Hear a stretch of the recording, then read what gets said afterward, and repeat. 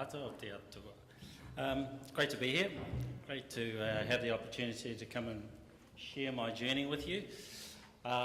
We've got 6 minutes and 20 seconds to do this, which is a real, for Pacific Island people who like to carry on, it's a bit of a challenge. So I'll do my best to try and stay inside my timelines. So I think my pathway into technology is a little bit different because of when I did it. One, I've done it late in my career. So 20 years consulting, strategic consulting, and a couple of years ago, in 2016, I walked away from that basically, and I said I want to do something different. I want to do, the strategy stuff was all good, but it was too high level, and I wanted to do something more at the grassroots, and I wanted to start working with the people that we were talking about up here. So quite a big change from strategic consulting into the grassroots and working with people.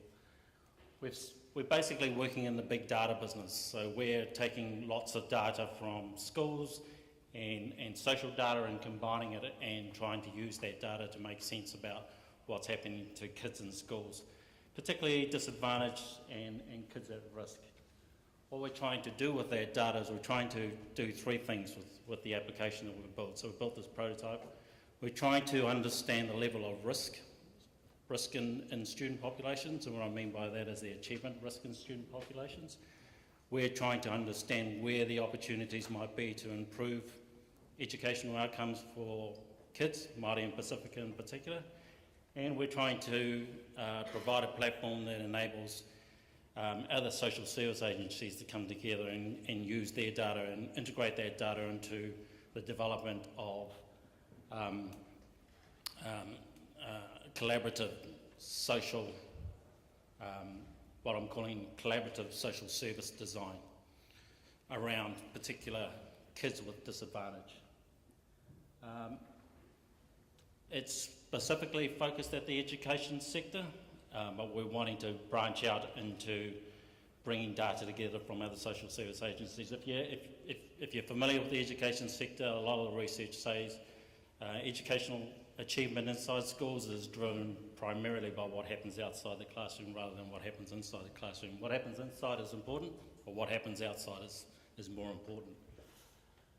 We're equally interested in understanding how improving educational outcomes translates into community outcomes. So we're interested in understanding if we're able to improve educational outcomes now, how will that translate into better social and economic outcomes for communities over the next 10 to 20 years. So our big game here is not about just improving educational outcomes of kids, it's actually about how do we transform and improve the social and economic outcomes of communities.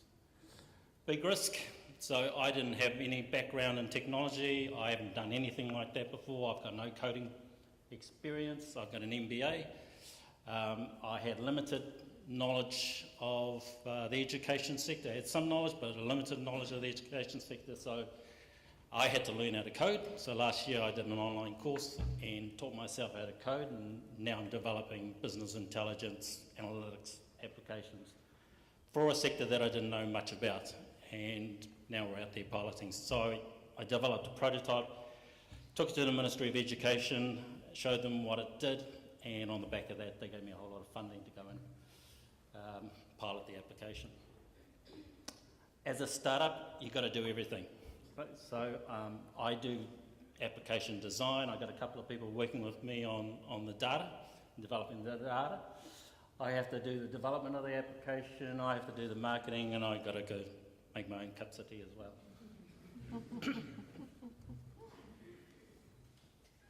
I caught up. So why should you get into tech? I mean, I think the reality is that tech is everywhere. So the key economic platforms that our economy is based on are our energy sector, our transport sector, and our communications sector, and they're all changing. So the reality going forward is that you're going to be affected by technology, whether you like it or not. There's a lot of discussion now around synthetic foods, synthetic milk and synthetic meat, and a lot of this is being driven by climate change. So I think the reality going forward is that we're all going to be affected by technology. The question I think for this forum is whether you're going to be a consumer of technology, which we all are, but whether you're going to go the next step and be a provider of technology, whether that's as a service, so that could be as a programmer of software or gaming technology, or it could be as a provider of products and services. So I think that's the sort of challenge and question for people. So Apple, for example, is a provider of products. I think, and I agree with Sam, belief is a real key thing, and believing in yourself and having that self-belief is a key thing. And sort of when I was thinking about this and trying to put that in a Pacific context, I was thinking about our ancestors and what they did. So our ancestors were explorers, they were voyagers, and to sail beyond the safety of the lagoon, they had to have the courage to be able to see beyond what was just in front of them. I think the sort of what I want to leave with you is the courage to explore and voyage beyond the safety of the lagoon. That's hardwired in our DNA. That's already with us. I mean, it's whether or not we're prepared to take that next step. Thank you, everyone.